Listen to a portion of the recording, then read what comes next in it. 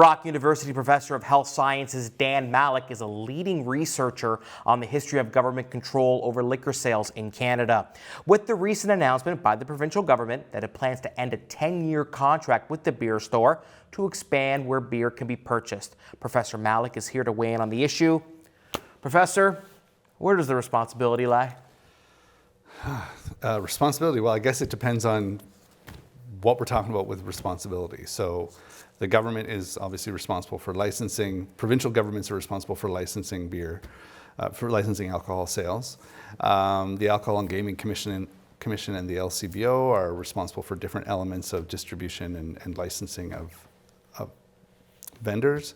And then the vendors themselves have a responsibility, I guess a social responsibility and a legal responsibility to make sure that they're not selling to people who shouldn't get it, right? So normally we think about people who are underage. So then there's that legal responsibility issue. It's a huge question, right? There's this legal responsibility issue that, we know that if a bar sells alcohol to someone and that person then gets in their car, the bar can be held liable for, I'm not quite sure how it works, but they can get in trouble. That would probably unfold with the sales in retail stores as well. I can go to Quebec, I can get beer at a store, I can get spirits at the SAQ, they call it there. Yep. I go to Newfoundland, there's a different way to do it there. BC, different way to do it. Absolutely. What is the right model? Well, the interesting thing about I'm going to dodge that. The interesting thing about our liquor laws, the interesting thing I talk about liquor laws is no matter where you go, there's always weird laws because every province, every state is different. These are partly historical patterns and partly the fact that in Canada and in the US, it's the province or state's responsibility to license is a reflection of the idea that certain things are more regional in nature. So the way things are licensed, the behavior of the people is going to be very different. So in Alberta versus Quebec, you're going to have people having different expectations, different drinking cultures. Ontario is a big province with a lot of its own regions. So there's no real one model, right? What I think a lot of people recognize is that the system we had in Ontario was very unique, having this beer store system that was like a private monopoly.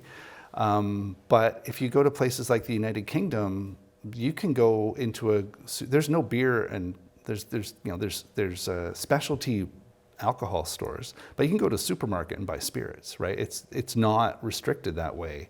And that's because culturally and historically, this was what was expected. So there is no one model. It's really what works for the area. And even within Ontario, historically, the LCBO, when Prohibition ended, it had rules for the whole province, but then the way it administered them was a little different depending on the region and depending on sort of the expectations of the community. Now, in the last, I'd say, 15 to 20 years, we've really seen microbreweries really take off. They're everywhere, and people are going to them. Where do they fit in all this? Yeah, so one of the reasons we're in the situation we're in Ontario with the beer store almost monopoly is that 10 years ago, almost 10 years ago, the premier at the time wanted to investigate.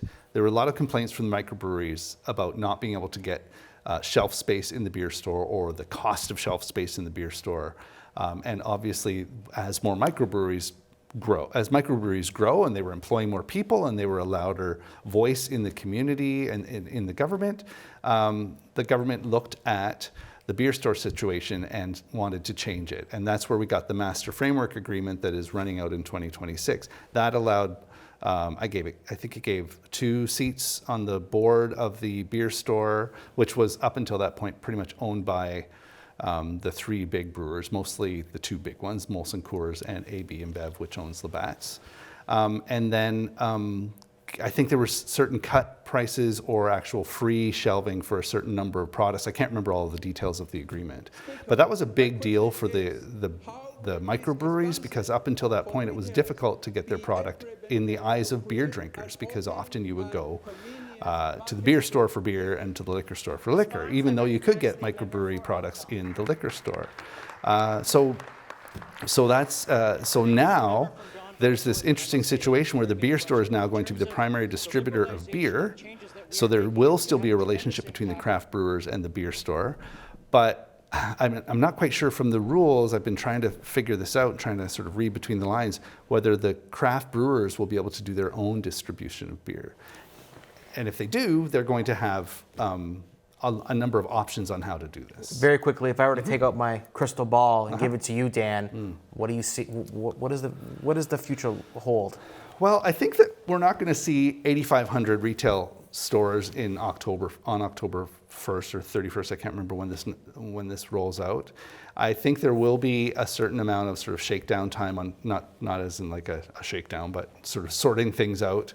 I know that the Alcohol and Gaming Commission is being funded to hire more inspectors, but they're also sort of trying to figure out how do you inspect and license thousands of more stores, right? Which wasn't their job before, because the liquor stores were run by the LCBO. So there's going to be some administrative rearrangement. So in 5-10 years, we'll probably see more beer and other drinks in more stores, and otherwise people wonder why we spent 100 years with a different model, right? Because as cultures change, as things change, and people realize we're just not, it wasn't as big a deal as some people thought. We usually look back in history and go, what were we thinking? The changes will certainly be interesting, Dan. Thank you for your time today. My pleasure. Thanks for having me.